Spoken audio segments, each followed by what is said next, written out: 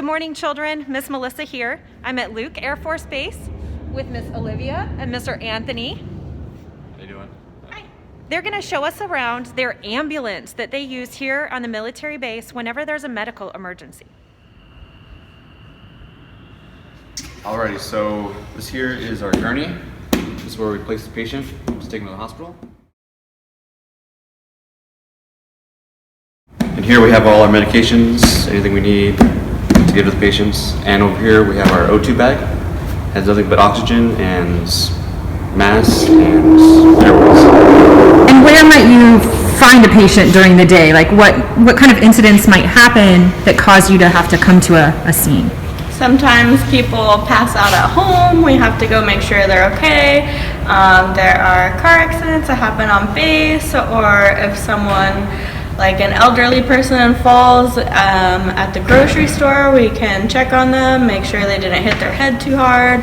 Or sometimes we can respond to the planes that fly on base. We can make sure that the pilot is doing okay. If he's feeling dizzy, doesn't feel right while he's flying, we can check, make sure his oxygen is good, he's breathing okay, he hasn't heard anything, and that he's okay and oriented to go back and fly. I forget that there's an entire community on the base. It's not just the airplanes and the soldiers. You're right, there's grocery stores, there's homes. So yeah, that's a good reminder for me as well. So you respond just like a paramedic in the city. Right, yes. Of course, okay. So, in this box we have some of the medications, and yeah, we can lower this so it can go back down so someone can sit here.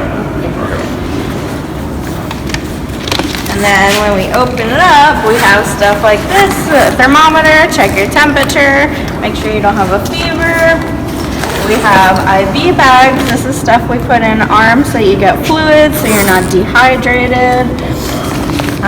We have trauma shears up here, so if you break your arm, we can cut off your sleeve so that way we can see where your arm is broken and make sure we can put a splint on it. We have little bags if you throw up because you don't feel good. And up here we have some band-aids, some gauze pads, and behind here is where we have all our medicine. So we have EpiPens, so some of you might be allergic to something like peanut butter or strawberries. We have EpiPens just like you would carry at home. We have Narcan for someone who might not be feeling good, may have an overdose, has had too much of a certain medication or a drug. We have some aspirin for chest pain, some glucose if any of you guys have diabetes or your parents and they need some extra sugar and they're not feeling good, we can give that to them. What else? Continue. We have over here we have O2. Start with that one. So we have a bunch of masks here, NRBs, there's a cannula, and a nebulizer. So the nebulizer, it helps that medication vaporize, right? So they can breathe it into their lungs? Yes. And it'll help definitely breathe if you have asthma attack and your inhaler's not working. It'll definitely help you out there. Right, and then over here as well we have some airways, OPA, NPAs, in case you're not breathing and we need you to start breathing for you. We have that there, and then we have, let's see, BVMs. Your nose and your mouth, we squeeze it just a little bit. It helps put some air down into your lungs if you're not really feeling like you can breathe too great. And then on the other side here we have a suction unit in case there's any vomiting or any stuff in the airway that we need to get out. We have a suction unit here. We have our Zoll over here. It takes blood pressure, takes heart rates. So we would place this on the patient's arm. And we'll place this on the patient's finger to take their pulse and check their O2. We also have electrodes here to see what the heart's doing. And the screen tells you some numbers that relate to that let you know how the person's doing? Yes, so if we took the electrodes, we can hook them up and we can put some on your chest, right on your arms, and on the bottom of your legs. And then hands on your hips too if we can't get access to your legs.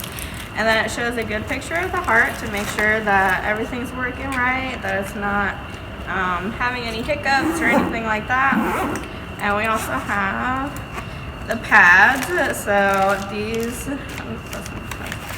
these pads we have to connect to the front and the back, or the front and the side of you, just to make sure that if you're having a heart attack, or maybe grandma and grandpa are having a heart attack, we'll put them on them and then make sure that we can give them a proper jolt to maybe help them bring back their pulse and make them feel better, bring back the air into their lungs and everything. If the paramedics check out a person who is injured or hurt and decide that that person needs to go to the hospital for extra care, they can wheel them up into the ambulance on this special gurney.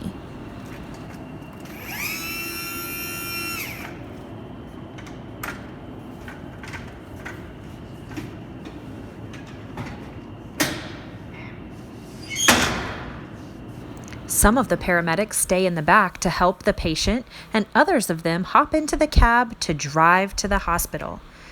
This ambulance has some N95 masks in the door to help the paramedics stay safe from other viruses as well as the coronavirus. Let's see what it's like in the back. Alright, so here we are inside the ambulance. These are all of our compartments and everything. We have lots of different stuff, so just like we showed you the oxygen, we have some oxygen over here, and we can hook up the oxygen for a higher set if we need to have some in here. In all these different compartments, we just have extra supplies, so lots of Band-Aids. We have ice packs, hot packs. We have dressings for big wounds on your arm, or scrape your knee. An obstetric kit, so if someone's going to have a baby, we can take care of them in here on the way to the hospital. Some suctioning units for taking care of the baby when it comes out of mommy's tummy. We have different gloves and sets. We have some extra surgical masks. And then all the way on the bottom in there, same thing, we have some fire burn kits in case you get a bad burn. And over here, we also have some splints, so when you break your arm, like I mentioned before, we'll splint it right into place. We have some extra IV stuff, but like I showed you before, this is where we have the needles to make sure we can get some hydration into the arms. Some alcohol pads and some Chucks pads to make sure nothing gets bloody and everything stays clean. We have airways. These are just like we were showing you in the blue bag. These are just extra if we need to make sure that you need some stuff for your nebulizer, or if you have to have some extra breathing, we can have something be put down the throat. Same thing up here for the suction unit, just extra stuff, and also more extra airway. Over here, we have another suction unit. I don't have too many. Another suction unit here. We have an AED here, and we have a couple of. It's kind of like our charging port. We have the gurney battery, the radios, the batteries, and then we have extra O2 in the bottom in case we run out. Also, we have here O2 tank here for the whole ambulance. Oh, it is. All right, we got a bedpan. Some toilet paper. In case there's an accident. Yeah. So, and then in this compartment over here, we have the linens. This is where we have the blankets. If you get cold, we have extra coverings for the gurney, some towels. If you throw up, we'll clean it, but don't throw up. Yeah, back here we have our newly extra PPE supplies. We got some booty covers. We have the N95 masks. We have gowns and some eye goggles. So, awesome. PPE stands for Personal Protective Equipment. It's gear that a paramedic can wear to protect him or her from getting viruses or germs inside of her body. What school subjects are important if somebody wants to become someone working on an ambulance? One would be science, learning the body, learning how it works, how everything functions. It's a pretty big one. It's very important. And math can be important as well, so that way you can make sure when someone needs the right medication that you can count it correctly depending on their body weight, or social studies even, to know maps and geography so you know the right way to go, because you won't always have a GPS. That's a really good point. What type of stuff do you like to do for fun when you're not here at work? Dogs. Yes, I have 3 dogs. Take them to the dog park probably twice a week. What kind of dogs do you have? I have a beagle, a lab, and terrier. Mutt. A mutt. A mutt, yeah. The best kind. Yes, Yeah, yes. I have 2 dogs as well. I have an English bulldog and a lab Rottweiler. So Wow. I also go to the dog park, and I have 2 cats too. So Do they get along? yes, not at first, but they do now. Both of my cats are special. They both only have 1 eye. Oh, Yes, that's very interesting. yes. What is your favorite dessert? I'd probably go with a banana split. Banana split, yeah. Chocolate. Chocolate everything. Chocolate ice cream. Chocolate bars. Chocolate. I gotta agree with that. I'm a chocolate peanut butter girl. Yes, super good. Thank you so much to our military heroes. We really appreciate these first responders who put themselves at risk to help other people every single day. And a special thanks to First Sergeant Whitaker for making it possible for us to film at Luke Air Force Base so that we could have these lessons.